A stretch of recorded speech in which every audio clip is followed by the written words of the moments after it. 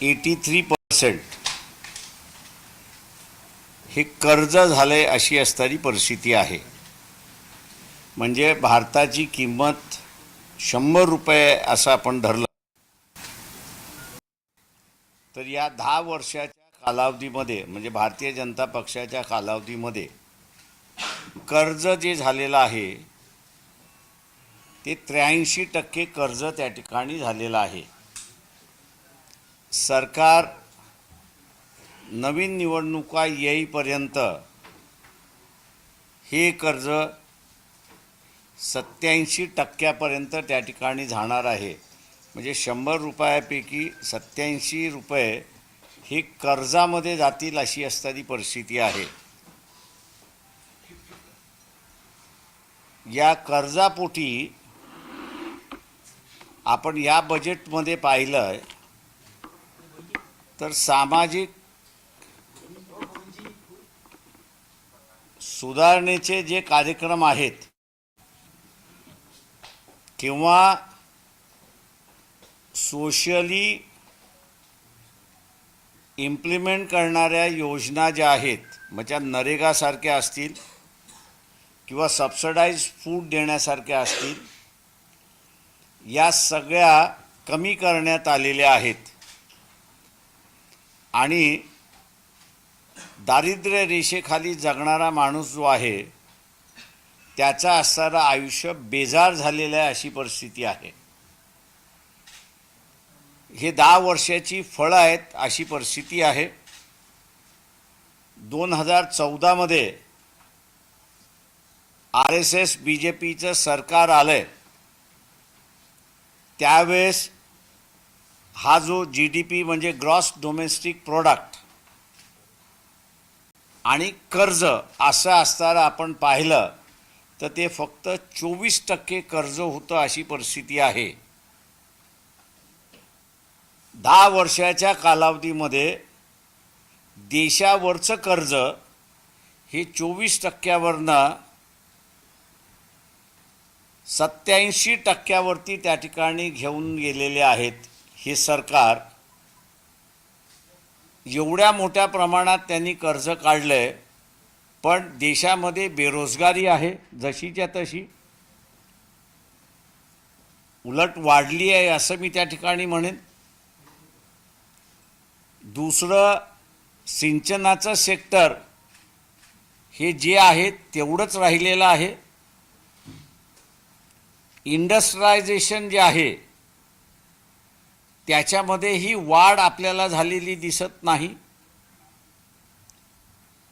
किंवा गरिबी खालची संख्या ही कमी झालेली आहे तीही आपल्याला दिसत नाही. त्याच्यामुळे हा बॉरो केलेला पैसा म्हणजे कर्जातून काढलेला निधी हा गेला कुठे हा असणारा सर्वात प्रश्न उपस्थित राहतो. त्याचं उत्तर आपल्याला असणारा शोधायचं असेल तर हे जे इन्फ्रास्ट्रक्चर प्रोजेक्ट दाखवण्यात आले नागपूरचं रेल्वे आपण असं मेट्रो आपण असणारा घेतली तर ही अनप्रोडक्टिव्ह रेल्वे आहे अशी मेट्रो रेल्वे आहे. 4 वर्ष झाली तरी अजून ते प्रॉफिटेबलमध्ये आलेली नाही. रिपोर्ट्स असे आहेत की ते प्रॉफिटेबल होणार नाहीत अशी परिस्थिती आहे. आणि आता ते महानगरपालिकेवरती शिफ्ट करण्याचा प्रयत्न चाललेला आहे. म्हणजे महानगरपालिका जी काही सामान्य माणसाला सुविधा देते ते उद्या ह्या सुविधा देता येणार नाही कारण का लॉस मेकिंग मेट्रो ही त्यांच्यावरती लादल्या जाते अशी परिस्थिती आहे. आणि यालाच भारतीय जनता पक्ष विकास म्हणून असणारं त्या ठिकाणी मानते. मी असणारा मानतोय की हे जे असे मेट्रो प्रोजेक्ट्स घेण्यात आले या मेट्रो प्रोजेक्ट्सची असणारी सोशल ऑडिट आणि इकॉनॉमिक ऑडिट या ठिकाणी झालं पाहिजे. हे सगळे प्रोजेक्ट इन्फ्लेक्टेड होते का एका बाजूला आणि दुसऱ्या बाजूला जसं ट्रान्सपोर्ट हब मिहान ज्याला आपण असारा म्हणतो, हे सुद्धा एक फेल्युअर प्रोजेक्ट होणार. हे ट्रान्सपोर्ट कॉर्पोरेशन ऑफ इंडिया याच्या रिपोर्टमध्ये त्यांनी नमूद केल्यानंतर सुद्धा मिहान आणलं आणि देशाचा असणारा एक बॉरोड मनी ज्याला आपल्याला म्हणतात कर्ज घेतलेले पैसे हे वाया घालवले अशी असणारी परिस्थिती आहे. तशाच रीतीने मेट्रो, नागपूरचं मेट्रो असेल किंवा इतर ठिकाणचं मेट्रो असेल, हे प्रोजेक्टच्या संदर्भात सुद्धा आमची माहिती अशी आहे की स्टडी रिपोर्ट जे होते त्यांनी असताना म्हटलं हे वायबल नाहीत, हे वायबल होणार नाहीत. आणि वायबल नसताना ज्यावेळेस ते करण्यात आलेलं आहे त्यांनी देशाच्या इकॉनॉमीवरती हे बर्डन केलेलं आहे. आणि म्हणून आज वर्ल्ड बँक हा इशारा देते की तुम्ही इतर देश जसे डिफॉल्ट झाले, इंटरनल पेमेंटवरती डिफॉल्ट झाले, तशा रीतीने भारताला सुद्धा 10 वर्षाच्या कालावधीमध्ये मोदी सरकारने, RSS BJPच्या सरकारने आणून ठेवलेला आहे. जो अर्थशास्त्राचा विद्यार्थी आहे किंवा इथे विकासाचा विद्यार्थी नागपूरमधला आहे, त्याला मी असं या ठिकाणी आवाहन करतोय की अजून 3% जर कर्ज वाढलं तर सिस्टम कोलॅप्स होणार आहे की नाही याचा त्यांनी खुलासा करावा. पूर्वी कर्ज हे मॅनेजेबल लिमिट्समध्ये त्या ठिकाणी ठेवण्यात आलं होतं, आता हे अनमॅनेजेबल ठिकाणी असताना आलेलं आहे आणि स्टेट आफ्टर स्टेट ही कोलॅप्स व्हायला सुरुवात झालेली आहे, तशी परिस्थिती आहे. तेव्हा इकॉनॉमिकली भारत हा अत्यंत स्ट्रॉंग आणि साऊंड फुटिंगवरती होता. 10 वर्षाच्या कालावधीमध्ये यांनी इकॉनॉमिकली देशाला खोकलं केले अशी असणारी परिस्थिती आहे. आणि हे जे इन्फ्लेक्टेड प्रोजेक्ट्स, अनवायबल प्रोजेक्ट्स जे राबवण्यात आले त्याच्या पाठीमागे हेतू काय होता हा सगळ्यात महत्त्वाचा असं मी त्या ठिकाणी मानतोय.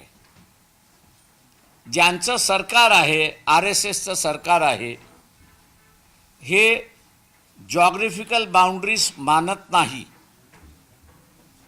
नॅशनल बाउंड्रीज मानत नाही, तर ते असताना कल्चरल बाउंड्रीजची चर्चा त्या ठिकाणी करतात. तेव्हा ह्या कल्चरल बाउंड्रीज कुठेही त्या ठिकाणी जाऊ शकतात, त्याला सीमा नाही.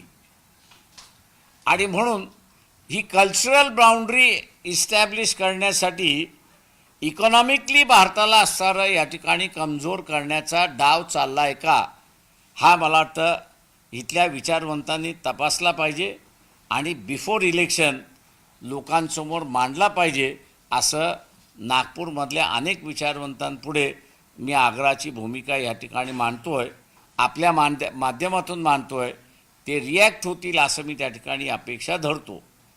परंतु एक आपली सांगतो की देश हा इकॉनॉमिकली कोलॅप्स होण्याच्या उंबरठ्यावरती आहे अशी परिस्थिती आहे. आणि म्हणून 4 दिवसापूर्वी पंतप्रधानाने वी आर साऊंड असं त्या ठिकाणी म्हटलेलं आहे, तो हॉलोनेस असं मी म्हणतोय.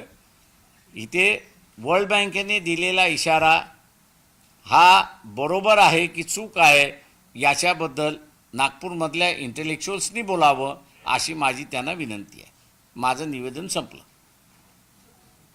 लोकसभा निवडणूक जवळ आलेली आहे, महाविकास आघाडीसोबत आपली चर्चा सुरू आहे, कधीपर्यंत आउटकम येईल आकड्यांचा काय सांगा? आम्ही त्याही चर्चेमध्ये उपरे आहोत. त्यांची चर्चा होते मग ते आम्हाला बोलवतात. आम्ही शेवटपर्यंत चर्चेमध्ये सहभागी होण्याचा आग्रही त्या ठिकाणी धरणार आहोत. मला जे काही दिसतंय त्या सगळ्या ह्याच्यामध्ये काँग्रेस आणि शिवसेना यांच्यामधला घमासान युद्ध चालले असं शब्द वापरला तरी होणार नाही. त्यांचं ते झालं की मग आमचं उपरेपणा संपेल असं मला वाटतंय. मोटे तौर पे आप लोगों ने कितनी सीट्स की डिमांड मुझे मालूम नहीं है. हमने तो ये कहा है उसमें कि भैया अगर युति नहीं होती तो हम लोग जिन सीटों पे कंसंट्रेशन करने वाले थे उसकी सूची जो है वो हम लोग ने सबमिट की है. सध्याची चर्चा सुरू आहे आंबेडकर साहेब, ती तुम्हाला 2 जागा सोडण्याची चर्चा सुरू होत आहे. म्हणून तर मी म्हटलं ना आम्ही सारे उपरे आहोत. तेव्हा आम्हाला किती जागा सोडल्या ह्यात आपल्या कुठच्याच माध्यमातून आम्हाला कळते. तेव्हा आम्ही असायला म्हणतोय की काँग्रेस आणि शिवसेना यांचं चाललेलं भांडण संपलं की आमचं उपरेपणा संपेल असं आम्ही समजतो. किती जागा अपेक्षित आहे आपल्याला? मी एवढं फक्त सांगू शकतो की मी इंडिपेंडेंट लढलो तर मिनिमम 6 जागा मी जिंकू शकतो अशा स्थितीत आज आहे. सर आपने मराठा नेता के ऊपर सर मराठा नेता मनोज नाही मी 6 कुठले आपने जो लिया है टिकट मांगी है जरांगे पाटिल के लिए आपने टिकट मांगी है. संजय राउत ने आपको कहा है कि वो नेता नहीं है.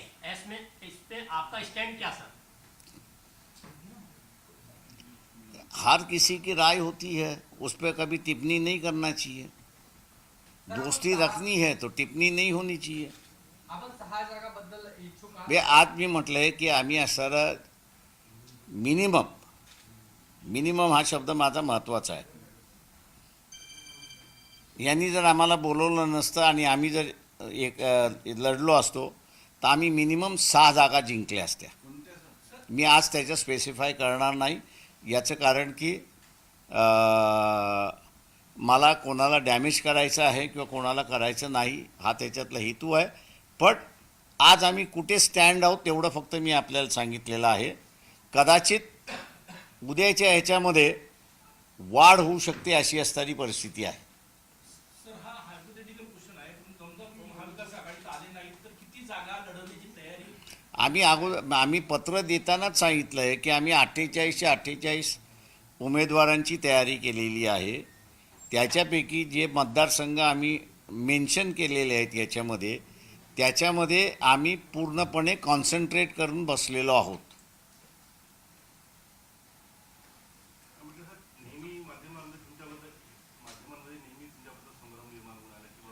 प्रश्न असा आहे की मला एक सासू नाही ना. दुर्दैवाने मी वंचित असल्यामुळे एक सासू नाही आहे. इथला इंटेलेक्च्युअल सासू आहे, इथला रिपोर्टर सासू आहे किंवा इथला असणारा मीडिया माझी असणारी एक सासू आहे, राजकीय पक्ष हे माझे असणारे सासू आहेत. त्याच्यामुळे 4 सासूंना असताना मला तोंड द्यावं लागते अशी परिस्थिती आहे. आंबेडकर साहेब, आपण 6 जागा एकटे लढले तरी जिंकू शकतात. त्याच्यात तुम्ही ईशान्य मुंबई, नांदेड, अकोला. मी कुठल्याही जागा मेन्शन करत नाही. कृपा करून आपण आपल्या तोंडातलं माझ्या ह्याच्यात वधवू नका. आज रामटेकला सभा होत आहे, तिथे आपण ताकद दाखवत आहे. तिथे काँग्रेस मी आज असं आपण म्हणाला तर एकंदरीत 10 मार्चपर्यंत 42 जागेंमध्ये आम्ही असणारा जाहीर सभा घेतलेल्या आहेत.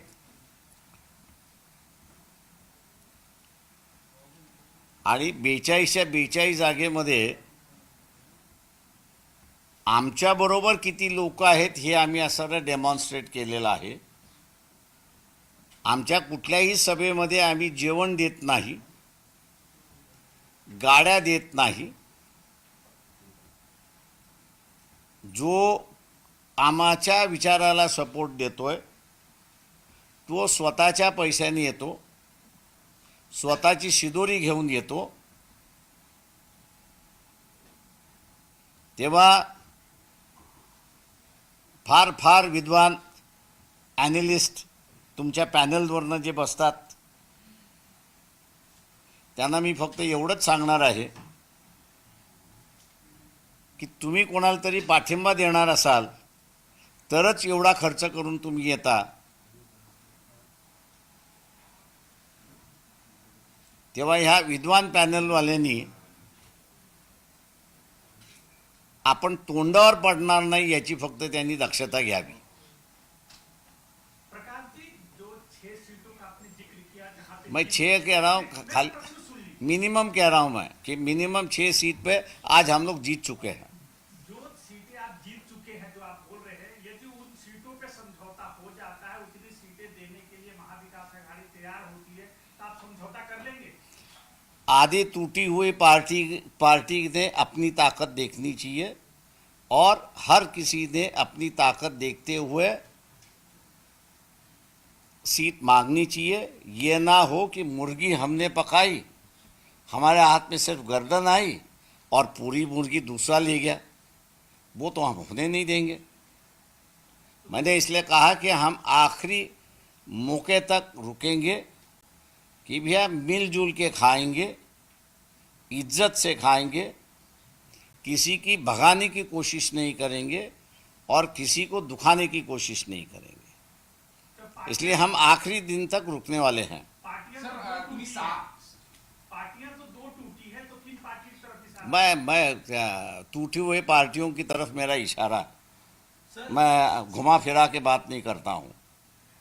6 जागांवर आपण म्हटलं की एकटे लढण्याची ताकद आहे, पण अजून मी कोणत्या- 6 नाही, मी असं 48 जागेवरती लढू शकतो, ताकदीने लढू शकतो. 6 जिंक- आणि आज असणाऱ्या ह्या सगळ्या 48 जागा, 48 जागांपैकी 2 जागा जर सोडल्या तर आज आम्ही असणारा 2.5 लाखाची स्ट्रेंथ घेऊन बसलेलो आहोत. हे दोन कुठलं सोडलं तुम्ही? त्या आमच्या आवाक्याच्या बाहेर आहेत, कारण का आम्हाला मी त्या मेन्शन करणार नाही. उसमें नागपुर है क्या, 2 सीटों में? मैंने कहा ना कि मैं उसको मेंशन नहीं करूंगा. बड़ा साहब, ये तो सबसे आसान सीट है. वंचित के लिए हाँ, अगर सही माने में लड़ा जाए तो. बाळासाहेब, आम्ही बघतोय गेले अनेक दिवस तुम्ही सगळीकडे फिरताय, प्रचार करताय, पण जो महाविकास आघाडीतला सगळ्यात मोठा पक्ष काँग्रेस आहे, त्या तिथल्या लिडरशिपमध्ये अगदी टॉप लिडरशिप पासून खालपर्यंत जो निरुत्साह आहे आणि जी बेफिक्री आहे, त्या सगळ्याचा फटका तुमच्या सगळ्या पक्षांना जे कोणी सोबत येत आहे त्यांना बसेल असं वाटत नाही का? मी उदाहरण म्हणून आपणाला देणार आहे की BJPने पक्ष फोडणं आणि नेते विकत घेणं हा सपाटा लावलेला आहे आणि त्यातून भारतीय जनता पक्ष स्वतःची असणारी भीती व्यक्त करते असं मी त्या ठिकाणी मानतोय. आणि म्हणून सारखं आम्ही 400 येणार, 400 येणार, 400 येणार, ही भीतीपोटी असणारा आकडेवारी त्या ठिकाणी सांगितल्या जाते, अशी असणारी परिस्थिती आहे. माझा सांगण्याचा मुद्दा हा की नेते तुम्ही विकत घ्याल पण मतदार तुम्ही विकत घेणार नाही आहात. मतदाराने जे ठरवले ते तो करणार आहे. काँग्रेसचा कार्यकर्ता आपण जसं म्हणालात निरुत्साही नाही आहेत, नेते निरुत्साही आहेत, ही वस्तुस्थिती आहे. काँग्रेसच्या कार्यकर्त्यांनी ठरवलेलं आहे की आपला पक्ष काहीही आदेश देऊ, BJPला जो हरवणारा कॅन्डिडेट राहणार आपण त्याच्या पाठीमागे उभं पूर्ण ताकदीने राहणार आहेत.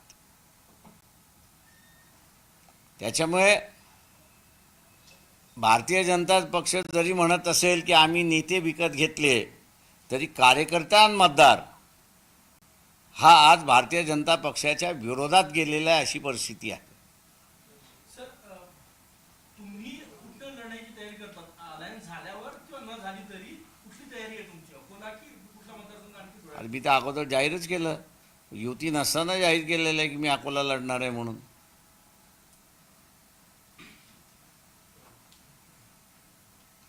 तर महाविकास आघाडीच्या नेत्यांकडून वारंवार असं बोललं जातं की ही ज्या गोष्टी आहेत 40 जागेवर हे सुरू आहेत आणि बोलणे झालेले आहे आणि वंचितचा सुद्धा समावेश आहे, परंतु आपल्याद्वारे बोलण्यात येतं की युती झाली किंवा नाही झाली, असा संभ्रम आपल्याकडून का? कारण का असं आहे, मी जसं म्हणाल कोंबडी आम्ही शिजवलेली आहे आणि शिजवलेली कोंबडी आम्ही म्हणतो की सगळ्यांनी मिळून खायला पाहिजे. कोण पळवापळवी करणार असेल तर ते आम्ही पळवापळवी होऊ देणार नाही. ती इक्वल डिस्ट्रीब्युशन झाली पाहिजे हे आम्ही त्या ठिकाणी बघणार आहोत. त्याच्यामुळे असारा काही वेळ जी भाषा वापरावी लागते ती भाषा आम्ही वापरत असतो. पण मी जसं म्हणालो आहे की शेवटपर्यंत इक्वल कोंबडी वाटली जाईल याच्याकडे आमचा प्रयत्न त्या ठिकाणी राहणार. सर 48 लोकसभा मतदारसंघात आपले उमेदवार आहेत का आता लढवण्यासाठी? समजा मी आत्ता या क्षणाला नावं देऊ शकतो. 48 पैकी 2 मायनस करायचं 46. पाटीलांना आपण जालन्यातून उमेदवारी देण्याची मागणी केली आहे आणि महाविकास आघाडी आपण म्हटलं आहे की 15 जागा ओबीसीने द्यायची आणि 3 अल्पसंख्याकांना द्यायची. त्यावर थोडंसं माहिती द्या. ते आमची पहिल्यांदा आहे की युती झाली तर आम्ही हे इन्श्युअर करणार आहोत की सोशल डेमोक्रेसी ही सुरुवात होणार आहे. तेव्हा जे कोणी आमच्यावरती डिपेंडेबल आहे त्यांनी त्यांची मानसिकता बदलली पाहिजे. ॲटलिस्ट मिनिमम सगळे मिळून आम्ही म्हणतो, आमच्यामार्फत आम्ही म्हणत नाही आहोत. जी काही ऑल पार्टी यादी लिस्ट येईल ती ऑल पार्टी यादीमध्ये मिनिमम 15% ओबीसीचे उमेदवार असलेच पाहिजे महाविकास आघाडीमध्ये. That is our condition. आम्ही कुठल्याही घराणेशाहीला पोसण्यासाठी पक्ष उभा केलेला नाही.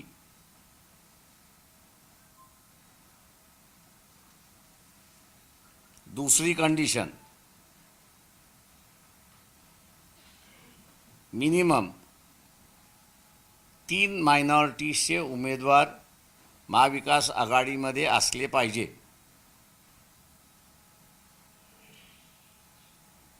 याच्यावरती आम्ही इन्सिस्ट करणार आणि राहणार. म्हणून म्हटलं की शेवटपर्यंत आम्ही त्या ठिकाणी तो प्रयत्न करणार. का आम्हाला लोकशाहीचं सामाजिकरण करायचं आहे. आणि भारतीय जनता पक्षाने जे एक्सक्लुसिव्हचं राजकारण सुरुवात केलेलं आहे गेल्या 10 वर्षामध्ये, त्यांनी ख्रिश्चन मायनॉरिटी असेल, जैन मायनॉरिटी असेल किंवा मुस्लिम मायनॉरिटी असेल, याच्यापैकी कोणालाही त्यांनी उमेदवारी दिलेली नाही. तेव्हा हे जे एक्सक्लुसिव्हनेस उमेदवारीच्या संदर्भात आलेलं आहे ते पूर्णपणे थांबलं पाहिजे. सत्तेसाठी सत्ता याच्यासाठी आम्ही असणार नाही. डेमोक्रेसी ही ह्या देशामध्ये पनपली पाहिजे, रुजली पाहिजे आणि शेवटच्या माणसापर्यंत पोचली पाहिजे हे आम्ही पाहणार. त्यामध्ये आमचा वापर आम्ही होऊ देणार नाही. तर तुम्ही पाठवलेल्या प्रस्तावानंतर महाविकास आघाडीमध्ये पुढच्या बैठकीसाठी आपल्याला काही माहिती दिलेली आहे का पुढच्या नेत्यांनी? देतील ना, तुम्हालाही मिळेल, मलाही मिळेल, चिंता करू नका. काल संजय राऊत म्हटले की आमची बैठकच होणार नाही आता. मान्य आहे, तेही मान्य आहे आम्हाला. त्याच्यामुळे ते दिलेल्या कंडिशनच्या प्रमाणे वागतील अशी आम्ही अपेक्षा धरतो. आता जे चर्चा सुरू आहे यांची आपल्यासोबत चर्चा सुद्धा झाली आहे फोनवर अशी माहिती आहे. काल शरद पवारांची आपल्यासोबत फोनवर चर्चा झाली. ते चर्चा झाली नाही, त्यांचा फोन आला होता एवढं नक्की आहे.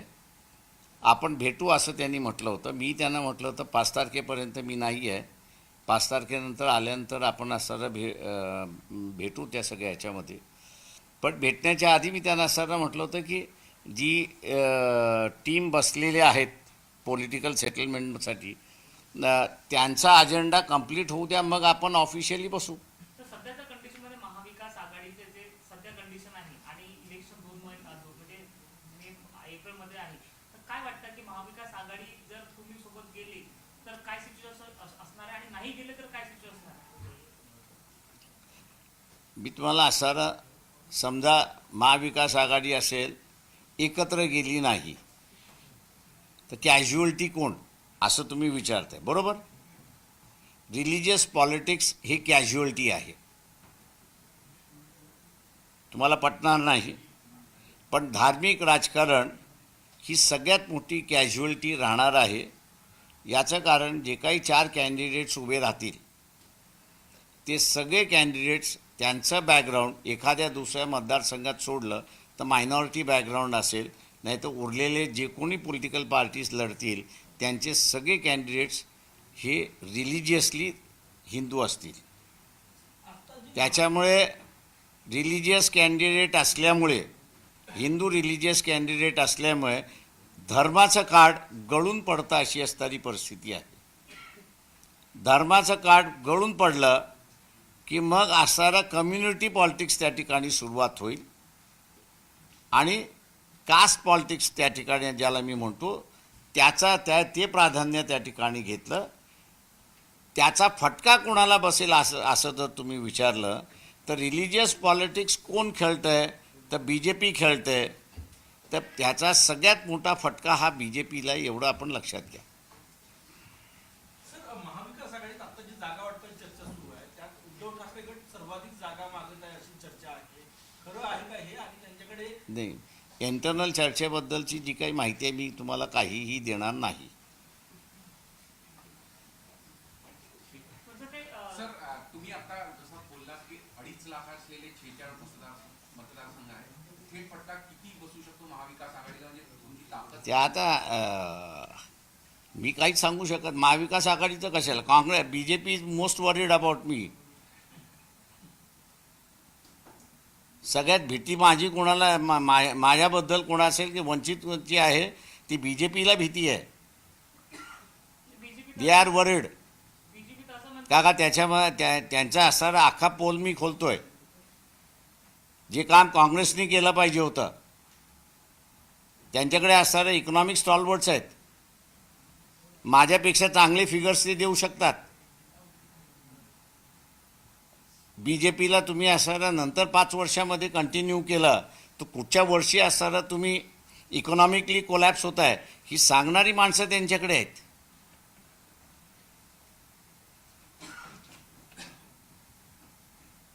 पण त्यांना ईडीचा साप सुकला, त्याला काय करणार आहे? त्याच्यामुळे आमचं थोडंसं तुटकं फुटकं नॉलेज आहे, त्याच्यामधनं आम्ही मांडतो.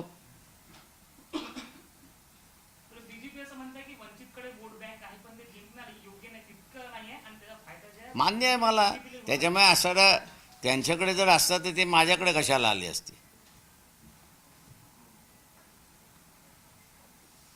आज we have cross the barrier असं आम्ही म्हणतोय. मराठा आरक्षणासंदर्भात जे याचिका म्हणजे 10% आरक्षण दिलं ते सुप्रीम कोर्टात चॅलेंज होईल. आपण ऍडव्होकेट आहात, तुम्हाला काय वाटतं हे टिकेल का सर? कारण की मुख्यमंत्री माझं म्हणणं असं आहे की सुप्रीम कोर्टाचा निर्णय येईपर्यंत आपण थांबलं पाहिजे. पिटिशन काही आहे त्याची अजून माहिती आलेली नाही. याचिका दाखल करण्यात आलेली आहे 10% आरक्षणाविरोधात. हो, पण त्याच्यामध्ये असं ती याचिका मी वाचलेली नाही आहे, त्याच्यामुळे मला कॉमेंट करता येणार नाही त्याच्यावरती.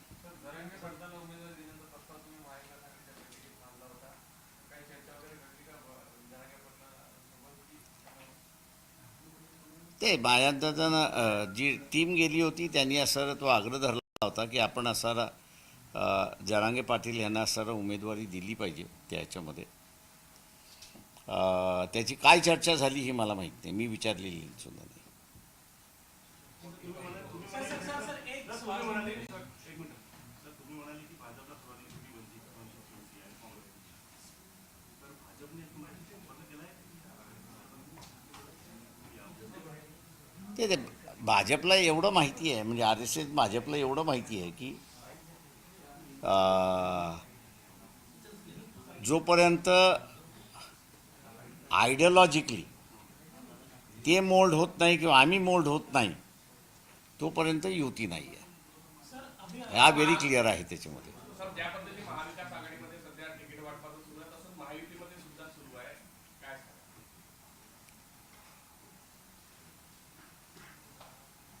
मला त्या बाजूची काय हे चालली आहे मला माहिती नाही आहे. आणि त्यांचा फॉर्म्युलासुद्धा काय आहे तोही कळायला असणारा मार्ग नाही आहे तिथे.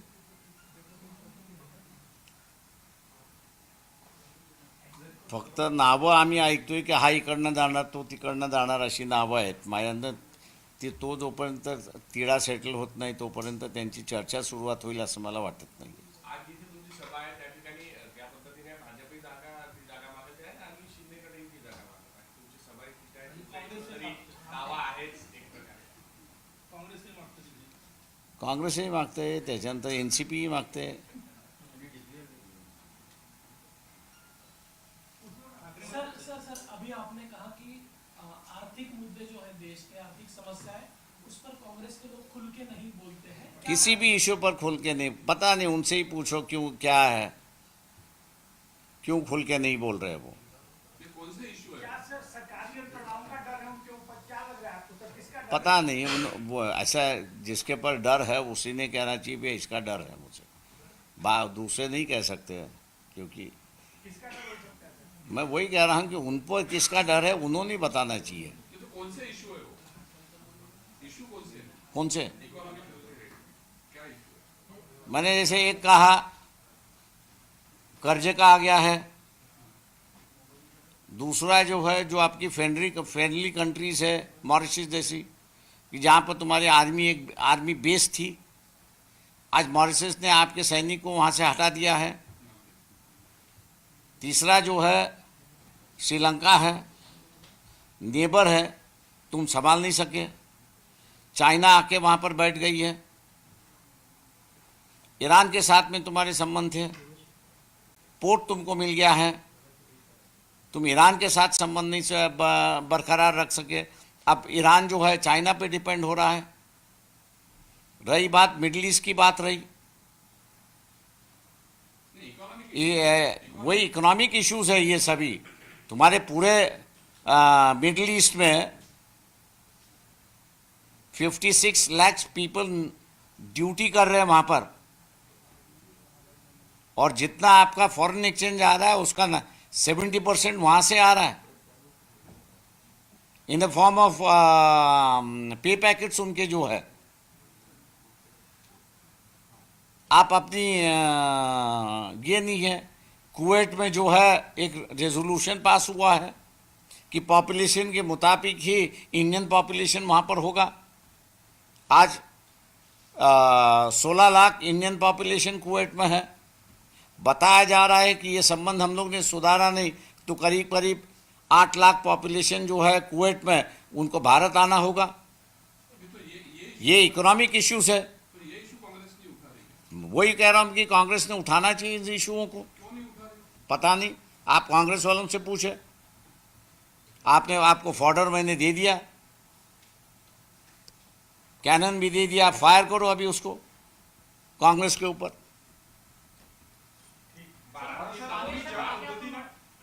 बारामतीत नवरोजगार मेळावा होत आहे, तिथं मुख्यमंत्र्यांना यांनी ते आहे शरद पवारांनी जेवणासाठी बोलावलेलं आहे, मात्र शरद पवारांना कार्यक्रमासाठी बोलावलेलं आहे, त्यामुळे कुठेतरी त्याची चर्चा सध्या जास्त होत आहे.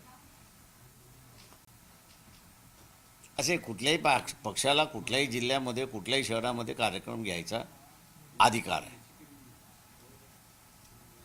आणि त्याच्यानंतर कोणी कोणाला जेवणाला बोलवायचा हाही त्यांचा अधिकार आहे. त्याच्यामध्ये फार राजकीय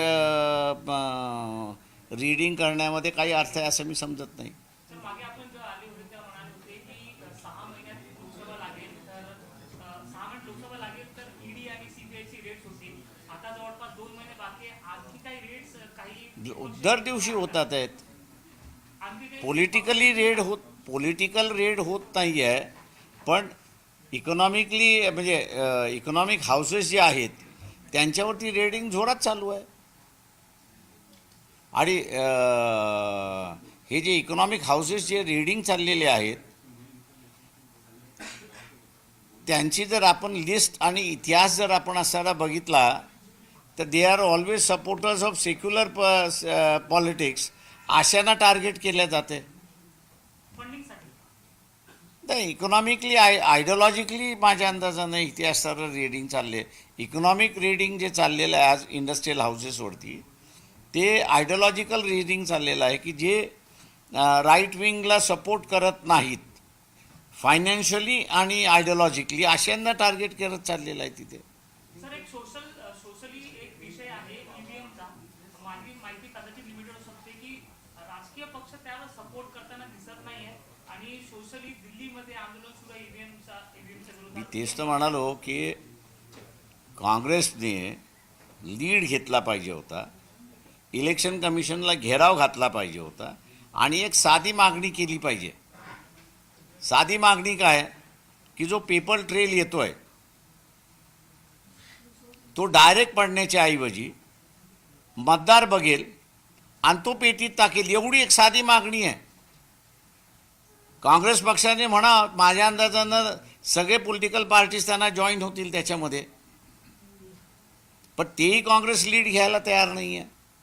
बाळासाहेब, वामन मिश्रा म्हणाले या विषयावर की जर ईव्हीएम मशीन मी काय म्हणालो, काँग्रेस ते वामन मिश्रा वगैरे सोडून द्या, Congress is the largest party, त्यांनी लीड घ्यावा ना. EVM ठेवावं, पेपर ट्रेल आलेला आहे, सुप्रीम कोर्टाने मान्य केलेलं आहे. फक्त एवढीच मागणी मागावी की तो डायरेक्ट पडणार नाही तो. आणि तुम्ही जर इलेक्शन कमिशनच्या वेबसाईटवरती गेलात तर क्वेश्चन नंबर 81 तुम्ही आजही बघा आणि पाहिजे तो तुमच्या चॅनल्सवरनं त्याचं उत्तर दाखवा. इलेक्शन कमिशन स्वतः म्हणतं की त्याला ह्या 4 गोष्टी दिसल्या पाहिजेत, त्याच्यामध्ये नमूद केलेल्या आहेत. आणि त्याच्यामधलं एक की माझा सिम्बॉल व्यवस्थित पडला की नाही हा त्याला दिसला पाहिजे. तेवढी एकच मागणी फक्त